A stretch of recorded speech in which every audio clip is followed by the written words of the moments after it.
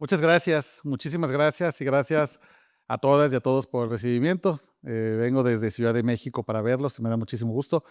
Es que le voy pidiendo a la gente de producción si me ayuda con la presentación. Bueno, como periodista, entonces sabrán que yo, en realidad, mi fuerte es contar historias. Así que voy a hacerlo a partir de lo que sé mejor y lo que me sale bien, espero. Así que le he puesto a esta presentación, quédate aquí, vamos a hablar. Y tiene que ver con la historia que les voy a presentar en este momento. Él es Jerry, es un joven mexicano. Bueno, la fotografía la tuve que utilizar para un medio, así que no le puse el rostro porque Jerry además es menor de edad. Jerry tiene 16 años, como me imagino que lo pueden adivinar por la complexión de Jerry, además no tiene mucho vello en las piernas ni en los brazos.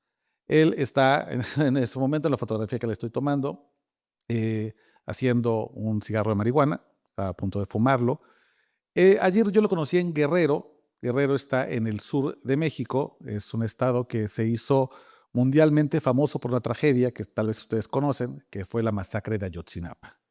La masacre de Ayotzinapa, nada más para quien no la conozca, fue una noche larga en septiembre de 2014, cuando jóvenes normalistas, es decir, estudiantes rurales, fueron interceptados por la policía y por el ejército mexicano y entregados a un grupo criminal. 43 de ellos aún no aparecen, siguen siendo buscados por sus familias y por el país, y se presume que esos 43 fueron torturados, asesinados, quemados y además sus cuerpos y sus restos distribuidos en distintos lugares, basureros y varios ríos.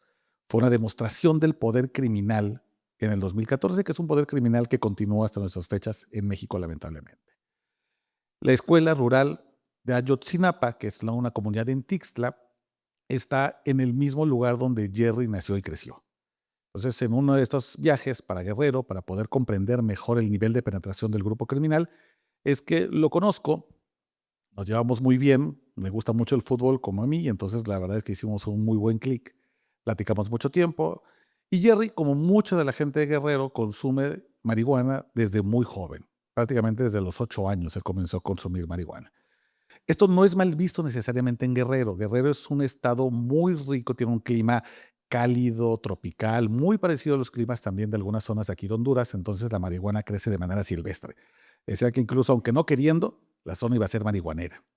Entonces, Jerry ya consumía, es un consumidor bastante avesado en marihuana, y cuando lo conozco me está platicando en ese momento, esa es la fotografía, en la que me dice que va a emprender un camino hacia Estados Unidos.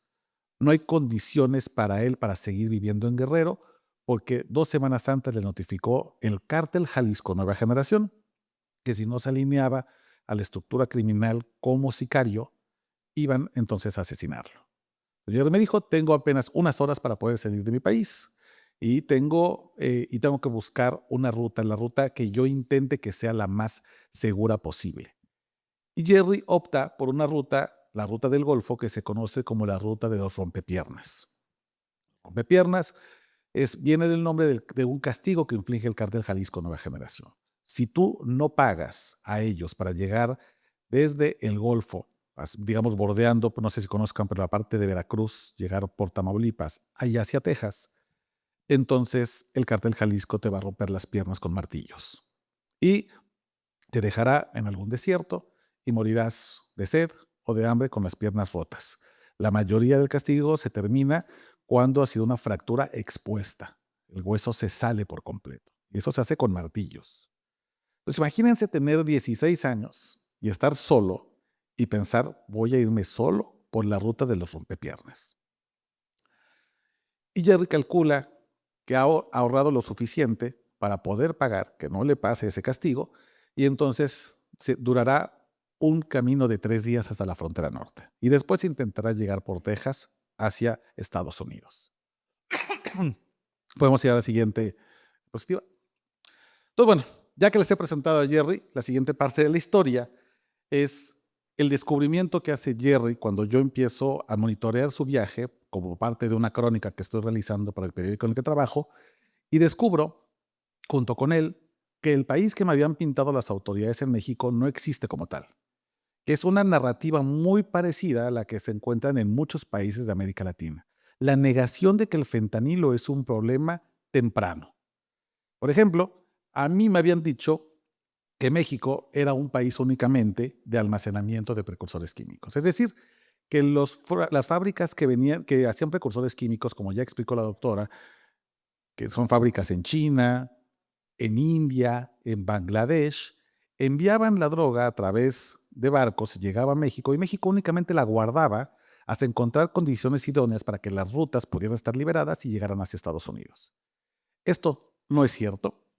Descubrimos, junto con Jerry, que a lo largo de todo el camino no solamente había bodegas de fentanilo, sino que además había narcolaboratorios, es decir, la droga se elaboraba en México. Tampoco existía un país únicamente de elaboración y tránsito.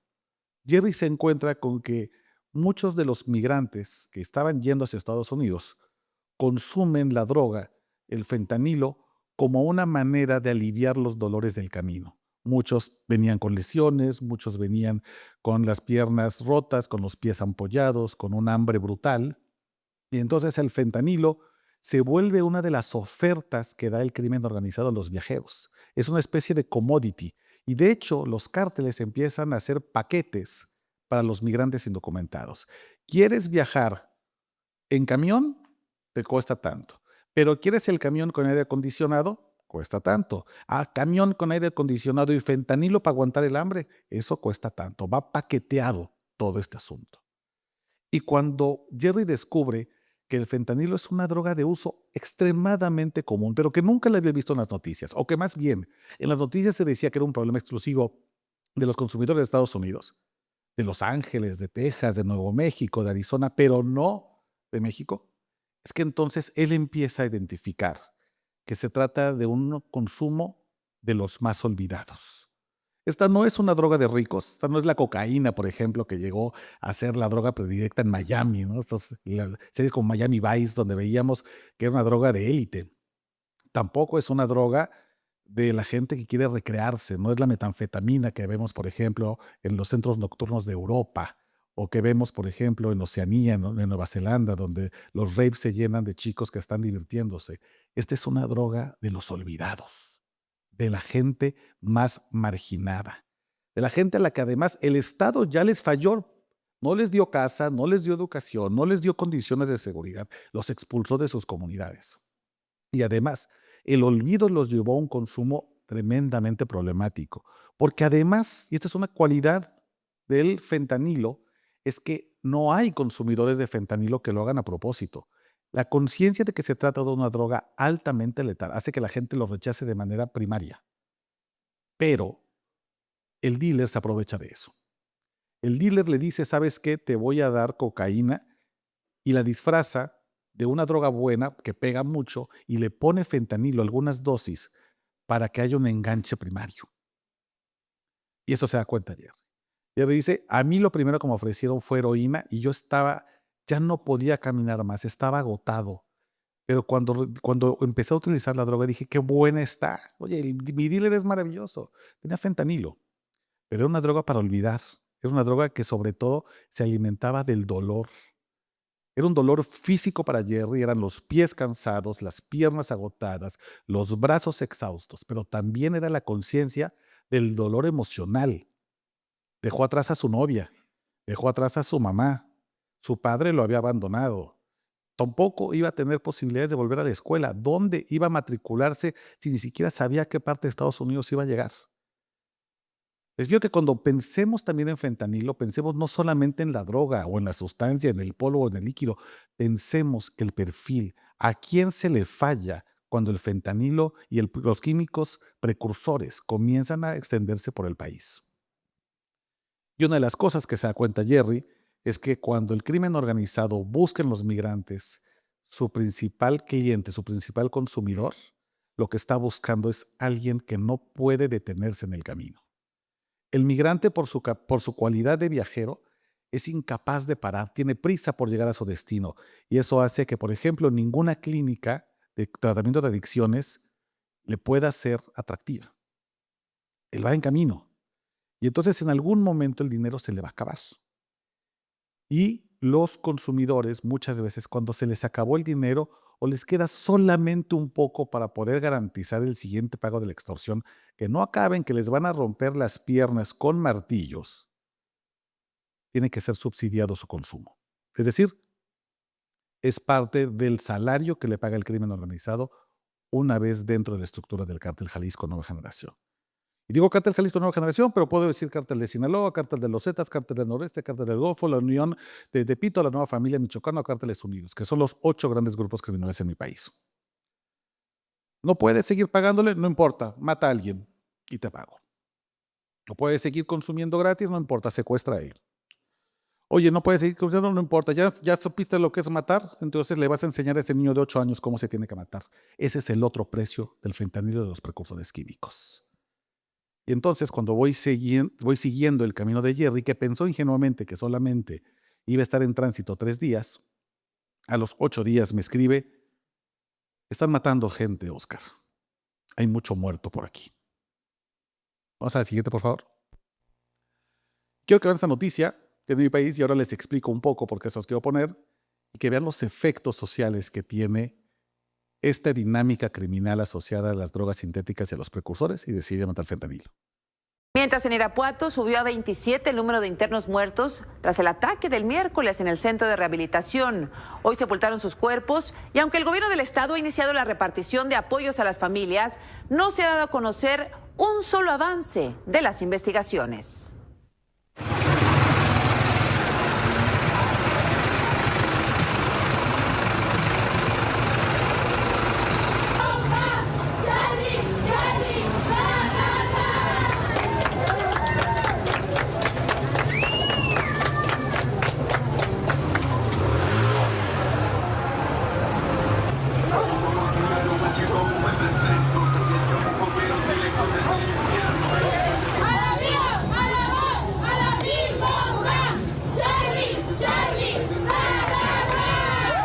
Había niños, también todos ahí, esas con las malotas. Yo cuando me avisaron me fui corriendo. Yo le gritaba a mi hijo, ya no estaba. Me subí, volteaba uno, volteaba otro y no lo encontré. Y ya después todos subían y no lo encontré. Haga de cuenta que habían matado y puercos, un tiradero de sangre. La patrulla como media hora, las ambulancias casi cerca a las 2 horas. ¿Cuánto tiempo tenía su hijo en el anexo? Él tenía 2 meses y medio, ya era reingreso. Era reingreso y por él mismo. Yo ya, fíjese, como que mi corazón me avisaba, yo le decía, no, hijo, ya no te anexes, mira, ahorita están matando los anexados. Mamá, pero ese señor, él no tiene cuentas con nadie, el anexo está bien, mamá, no tenemos por qué tener miedo.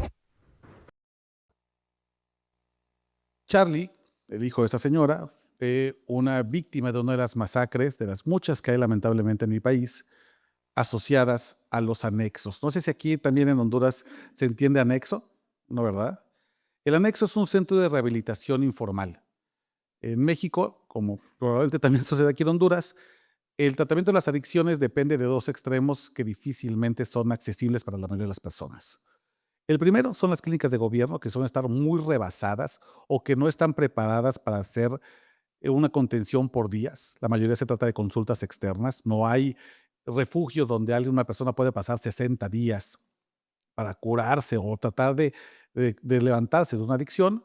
O la otra extremo son las clínicas privadas muy costosas, ¿no? Donde solamente la gente que tiene muchos recursos económicos puede asistir a un gran resort con vista a la playa y ahí tratar su adicción. En México, en medio de eso existen los anexos, que son espacios informales. Alguien, un padrino, un AA, abre una casa y recibe muchachos y cobra una cuota pequeña y ahí les da contención, que básicamente es dejarlos que ahí transcurran el síndrome de abstinencia hasta que supuestamente la adicción ya ha sido curada o ha sido superada, los términos que cada quien quiera ponerle.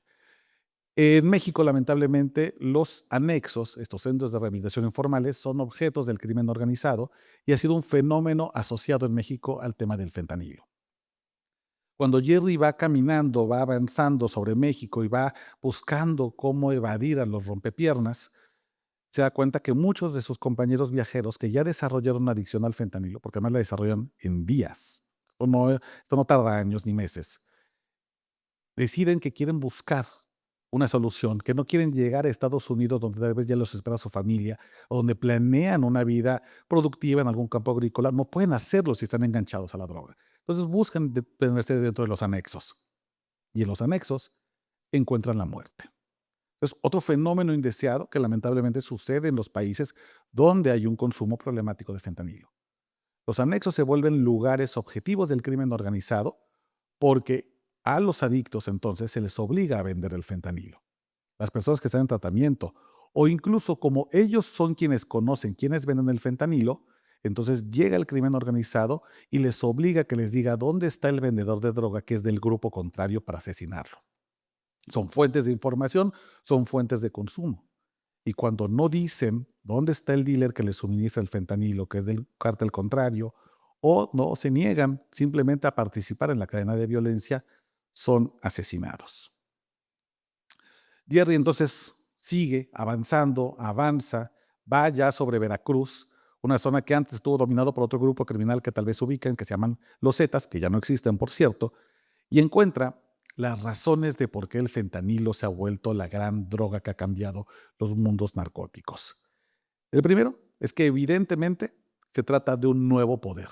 La marihuana y la cocaína se dieron por completo. En México solamente entre el 8 y el 10% de los recursos de los cárteles de las drogas provienen de drogas naturales.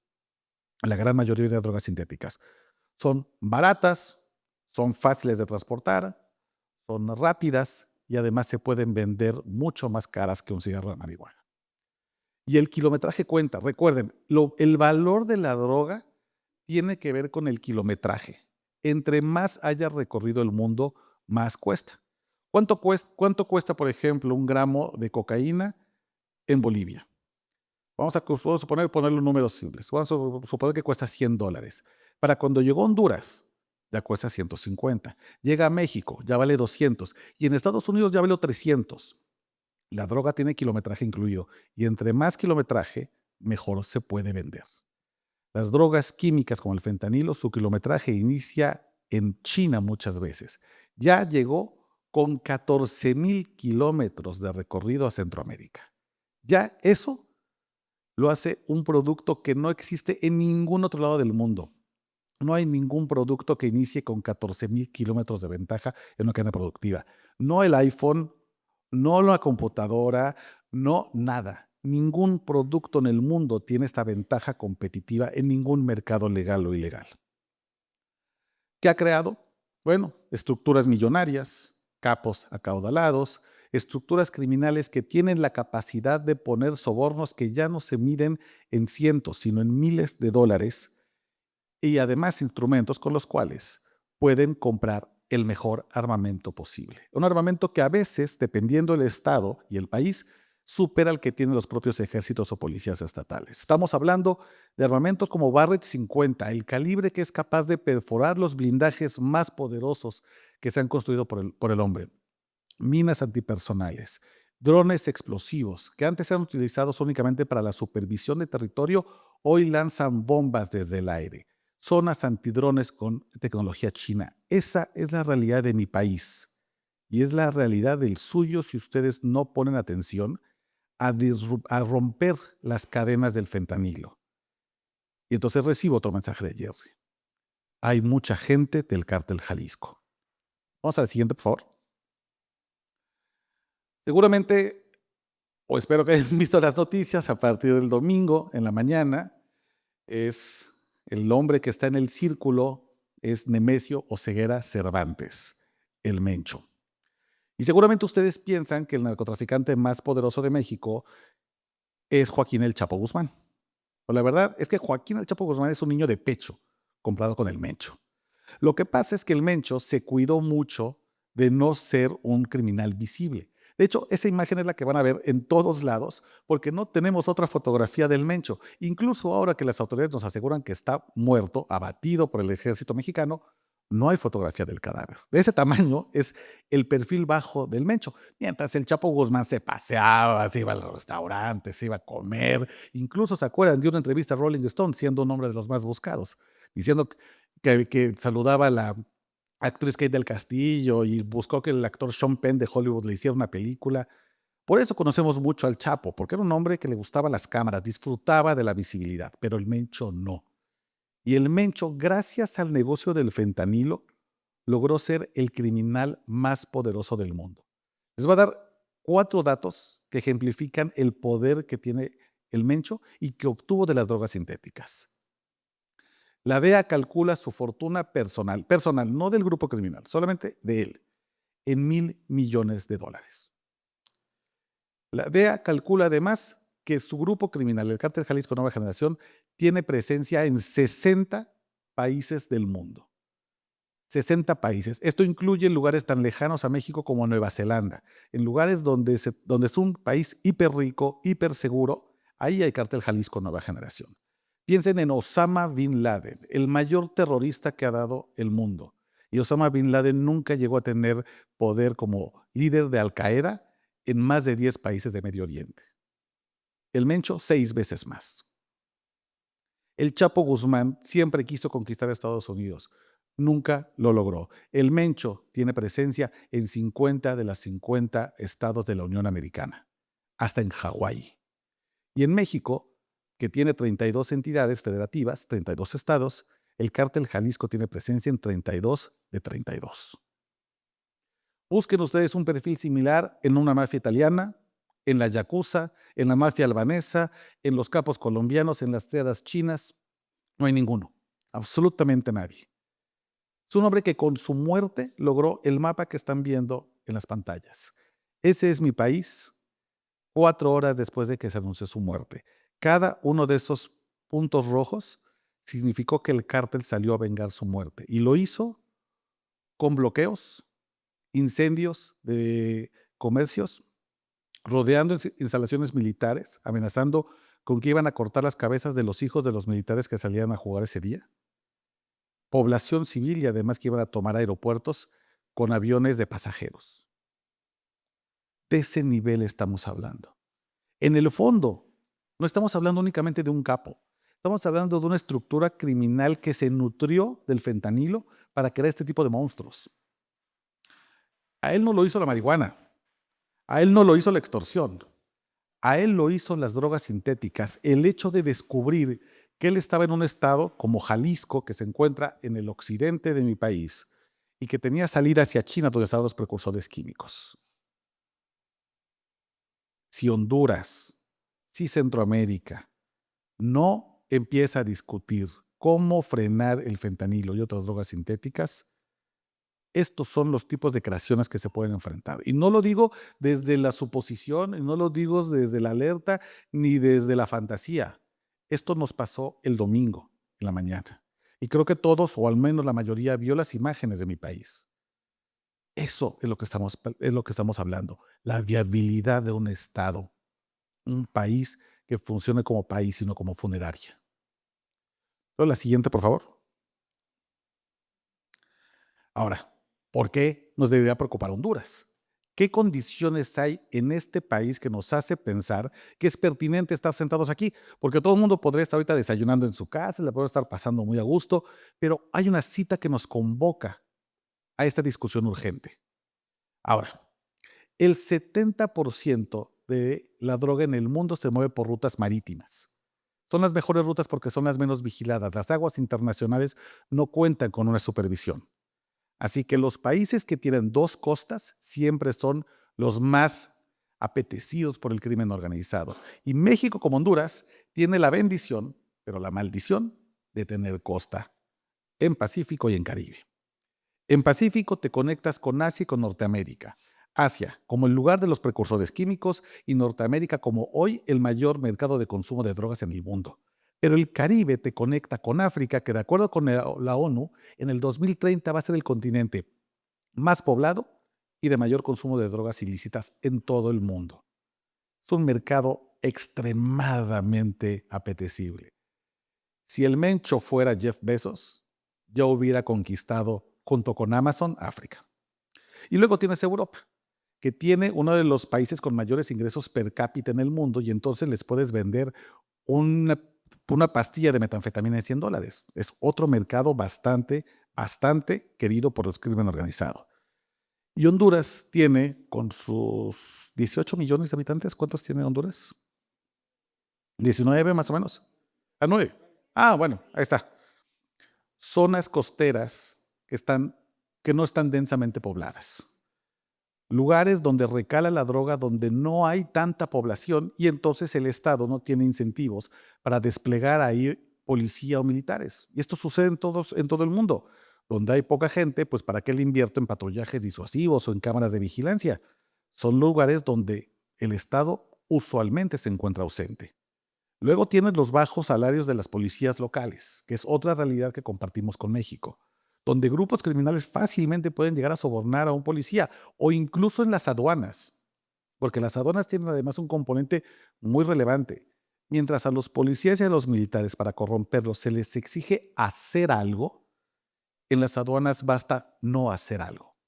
Simplemente les avisan a los agentes aduanales, oye, vete al baño 20 minutos. Deja tu puesto de trabajo, vete a comer y te tardas 1 hora. Y eso ya significa un acto de corrupción de la cual ya hay un beneficio por parte del crimen organizado. Y luego tienes puertos marítimos como Puerto Cortés aquí en Honduras, que tiene una alta intensidad, que el día que Puerto Cortés decida revisar todos los contenedores que llegan, ese día genera un atasco multimillonario y el director del puerto es despedido de manera inmediata. Los cálculos, las mejores prácticas te dicen que solamente el 8% de los contenedores en los puertos del mundo se revisan. 8%. Tienes 92% de posibilidades de pasar drogas sin que te detecten. Al crimen organizado le encanta esa cifra, 92%. Yo quiero esa cifra. A mí me encantaría poder publicar un texto que me dijeran tienes 92% de posibilidades de que sea un éxito tu investigación. Estas cifras no las tiene ni siquiera las industrias legales. Tienes, claro, instituciones débiles, que es el gran drama de América Latina. Seguimos construyendo instituciones que no saben fortalecerse, pararse frente al cañonazo del crimen organizado, en parte porque hay algunos a los que les conviene y en otra parte porque hay algunos que son obligados, que no hay que olvidarlo. El crimen organizado sabe borrar las líneas que dividen a las víctimas de los victimarios. Es una de sus mejores innovaciones. Y en algunos lugares es la única palanca de desarrollo.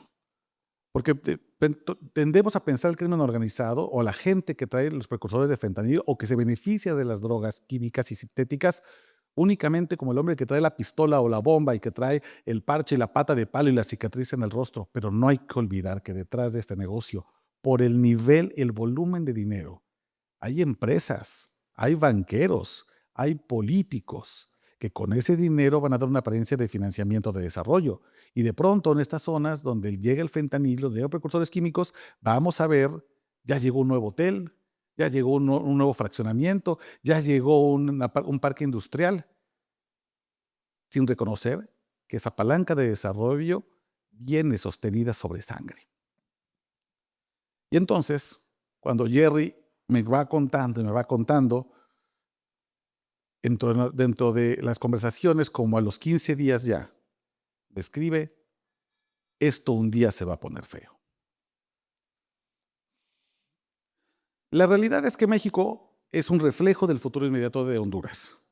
Aproximadamente Honduras trae un desfase de 1000 días sobre México, es decir, 4 años. Hoy, Honduras es un país de tránsito y almacenamiento. En 1000 días, si no se toman las medidas necesarias, este va a ser un país de consumo y luego de consumo asociado a la violencia.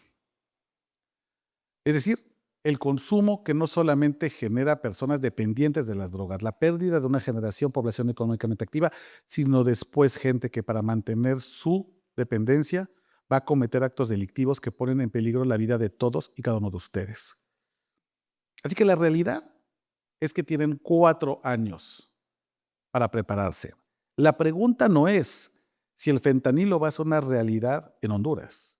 La pregunta es, cuando se vuelva una realidad, ese fentanilo clandestino, ¿estarán ustedes preparados? ¿Tendrán los militares la capacidad de detectarlo? ¿Tendrá la policía la tecnología para ubicarlo? ¿Tendrán las escuelas ya una plática desarrollada sobre el uso y consumo de drogas? ¿Tendrán los medios, los periodistas la capacidad de contar esas historias sin revictimizar a los usuarios de drogas? ¿Tendrán los legisladores ya iniciativas de ley preparadas para este escenario? ¿O se van a dormir y van a esperar a que los 4 años los arrollen?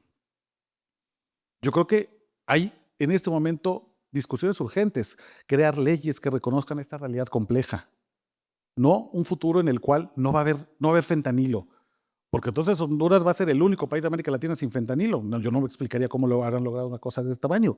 Apostar a los desarrollos médicos, la naloxona, que sea ya desde ahora un medicamento que esté contemplado en los presupuestos nacionales para que puedan traer los primeros respondientes, paramédicos, policías, salvavidas en las zonas costeras.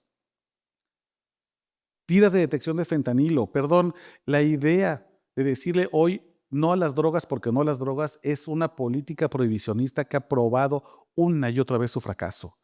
Si ya hay personas que están haciendo un uso problemático de drogas, enseñarles a utilizar tiras de detección para que puedan al menos ponerse a salvo de una sobredosis, que sepan qué están consumiendo. Y la realidad es que esta es una droga diferente. La gente no consume fentanilo, la gente consume alivio para el hambre, para el dolor, para el olvido. Y después se topan con que eso que estaban usando era fentanilo. Viene el problema, el consumo problemático, viene la adicción y viene la violencia. En el fondo, el mejor antídoto para el fentanilo es reconstruir el tejido social. Y cuando Jerry llega casi al final de la frontera, me dice, es que nadie sabe lo que está haciendo. Estoy perdido, no sé qué estoy haciendo. Estoy completamente enloquecido con lo que ha sido este viaje. La última, por favor. Y Jerry detiene su camino y yo empiezo a identificar que se vuelve cada vez más errático, está muy enojado. Y la única conclusión a la que puedo llegar es que la ruta lo ha transformado. La realidad de México lo ha golpeado a los 16 o 17 años. Y esta es mi última conversación con Jerry. Yo le pregunto, ¿cómo vas? ¿Cómo sigue el viaje? Y él me dice, complicado, amigo. Feo, muy feo. Mi pregunta es, ¿puedo ayudarte con algo? Y me pide mandar dinero. Pero yo la verdad es que no me siento cómodo mandándole dinero. No sé qué va a hacer con ese dinero. Y yo ya sospecho que Jerry ha comenzado a pasar de la marihuana a otra droga. Entonces le digo, no me gusta mandar dinero. Mejor dime qué necesitas y veo si lo puedo conseguir. No me contesta, entonces le digo, te voy a llamar. Contesta, por favor. Y cuando Jerry me contesta, escucho esa voz pastosa, él habla lento, errático, sujeto, verbo, predicado no le sale. Cuelgo porque no le entiendo nada y vuelvo al origen de esta presentación. Si me ayudan, por favor, a la primera diapositiva. Es cuando pues me doy cuenta, lamentablemente. A la primera, por favor. La primerita, la presentación, la hoja 1.